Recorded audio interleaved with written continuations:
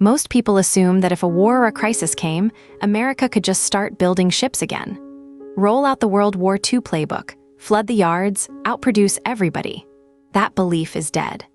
The United States now finishes a tiny handful of large ocean-going commercial ships a year, commonly cited as fewer than 10, while China finishes hundreds.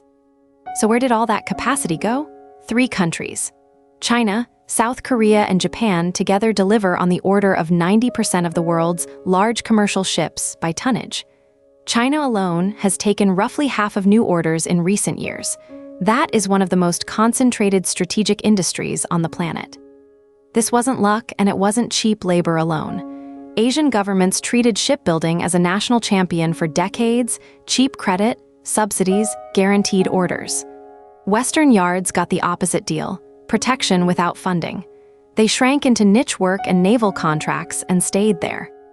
Here's where the second wrong belief shows up.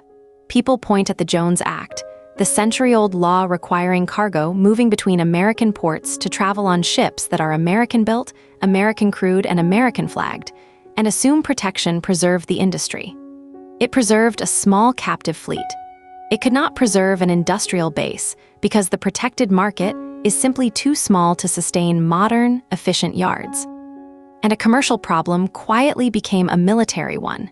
Navy shipbuilding programs run years late and billions over budget, and part of the reason sits underneath the yards rather than inside them. The supplier base hollowed out. Welders, pipe fitters, and marine engineers are retiring faster than anyone replaces them. China's edge isn't just scale, it's structure. The same enormous yards turn out container ships and naval hulls, sharing suppliers, workers, and learning curves. Every commercial order makes the warship next door cheaper and faster to build. Analysts put China's shipbuilding capacity ahead of America's by a factor commonly estimated in the hundreds. South Korea occupies the top of the market. HD Hyundai, Hanwha Ocean, and Samsung heavy dominate the high-end, liquefied natural gas carriers especially. Washington has noticed and is courting them as partners. Hanwha bought the Philly shipyard in 2024. Small, but symbolic. American shipbuilding rejoining the world through a Korean owner. Now the timing gets uncomfortable. A huge share of the world fleet was built in the boom of the 2000s, and those ships are aging out. Decarbonization rules mean new fuels and new engines, so much of that fleet has to be replaced or rebuilt. That is an enormous order book, and it will go wherever the capacity already exists. So why can't a rich country just buy its way in? Because the bottleneck is yards, not demand. Order books at the big Asian yards run years deep. Shipowners with cash in hand still wait in line, and nobody conjures a shipyard in less than the better part of a decade. That's because a shipyard isn't a building. It's an ecosystem.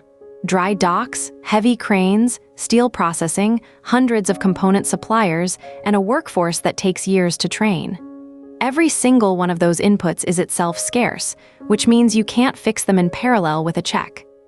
My take: sea power and shipbuilding have been the same thing for 500 years, and the West spent 40 of them convinced it could outsource one half and keep the other. Ships are the physical internet of trade.